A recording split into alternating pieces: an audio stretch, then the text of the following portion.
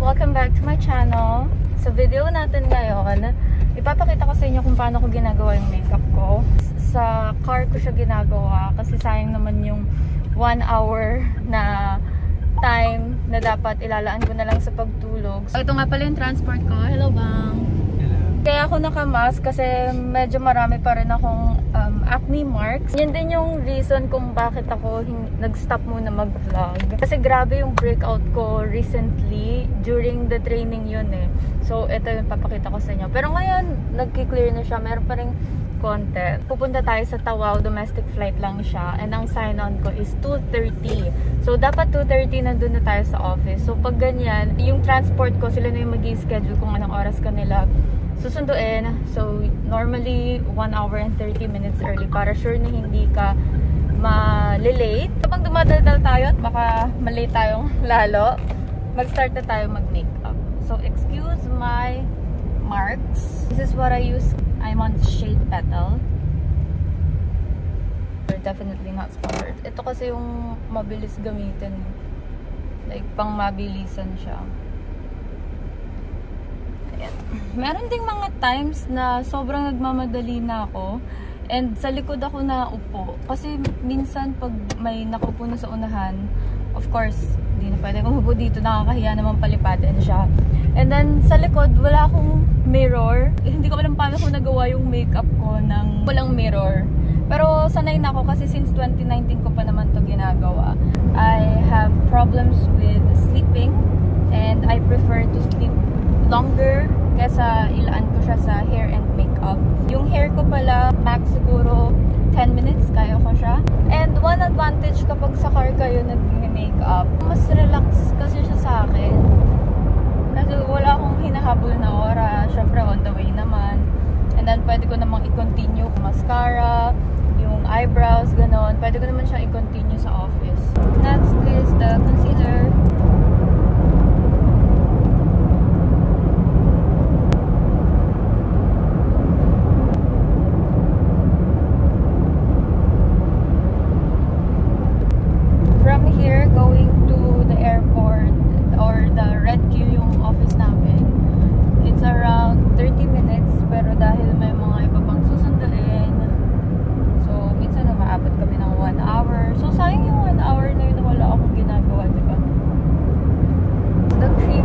Napaubos na. Actually, ubos na talaga siya. Yung blush ko, meron akong cream, tapos meron din ako nitong powder.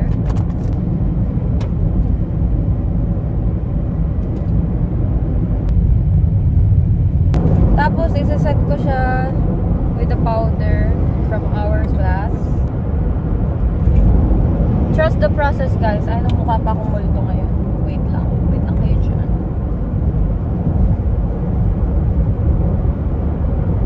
And then, eyeshadow na agad tayo. So, ito yung ginagamit ko from Tarte. So, ito muna.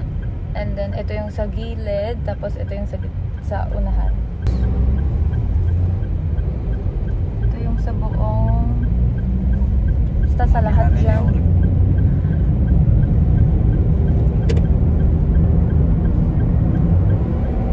Next na natin, ito. Sa labas lang siya. Yan, sa gilid. And doon naman sa loob, ito. So guys, nag-cancel pala ng pick-up yung isa namin pipick-upin dapat. Pag ganyan, na mas maaga ako nakakarating sa office, edi mas maganda, diba? Like, mas maayos ko yung makeup ko, mas marami pa akong time, and mas makakapag-focus ako. So, ito yun. Yan yung parang glitter-glitter siya. Sa loob ko siya nalalagay. Since malapit na tayo, doon na natin itutuloy ang makeup. Pero kailangan syempre, decent pa rin tayong tingnan kasi maglalakad po tayo sa loob ng Red Q. At pag ganyan, nag-lipstick na muna ako.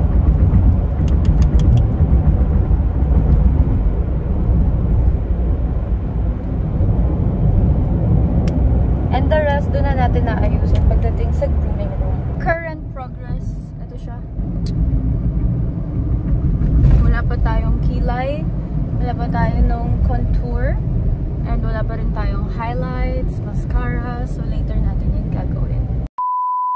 Bago pala natin ituloy yung makeup, mag-check-in na tayo para wala na rin akong iisip.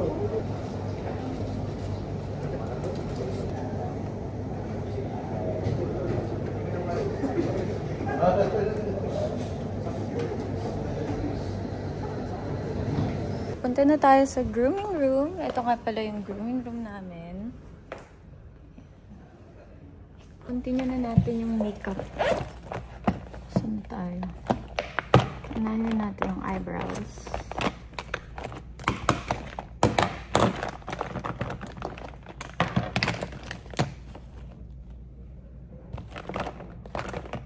Ito yung gamit ko.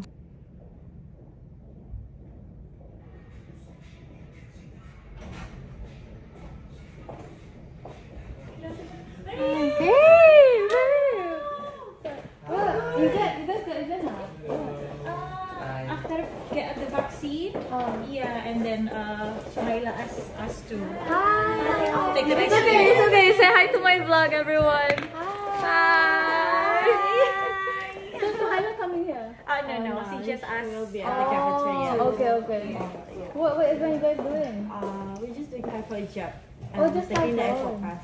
Oh, okay, okay. Hello, everyone. They're from Indonesia. Edis, yeah. Same batch. Yeah. You have it, Zaim? How about Zaim, right? I think yeah, I did. Today I'm also going Tawau.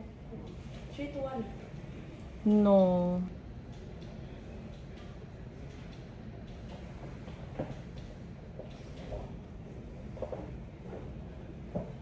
So, sa contour, ito yung gamit ko. From Bahama Mama. Basta, laki lang ng lagay. Aminin ko na guys. Pinakang weakness ko talaga is pag may makeup. Like, ito yung kumbaga, least na talent ko pagdating sa flying. Pero since everyday namin siya ginagawa, nag-i-improve. Kita nyo naman yung makeup ko before ng 2019, di ba? Powdered blush from Dior.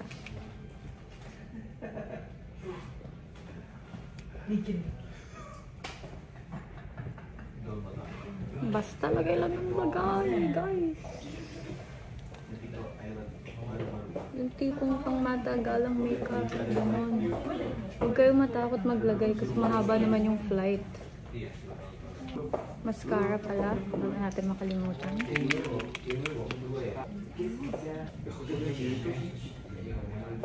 Highlighters. Ito lang din yung gamit ko. Yung galing dun sa eyeshadow palette natin kanina. So, lip liner muna. You guys going already? Oh, bye-bye! Bye! Bye!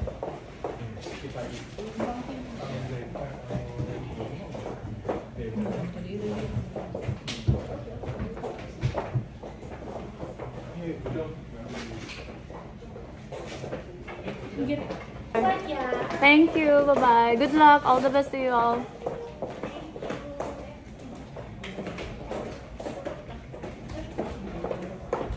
Guys, bagong batch sila ng Indonesia and nandito sila para mag typhoid injection. So, minsan nagiging standby area din tong grooming room.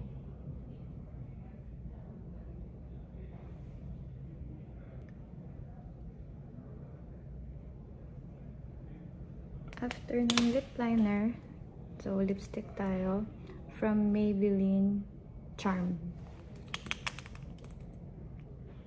Sa Shopee ko lang rin in order para mabilis.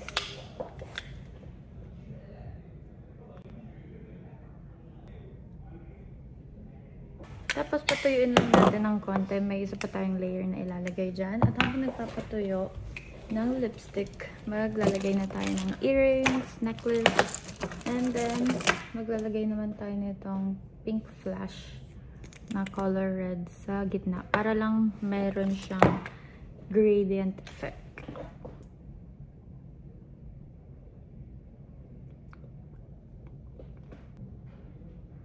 Okay. And patutuyuin lang din ulit natin to. Last but not the least, eto namang lip gloss ba to? From Judy Doll.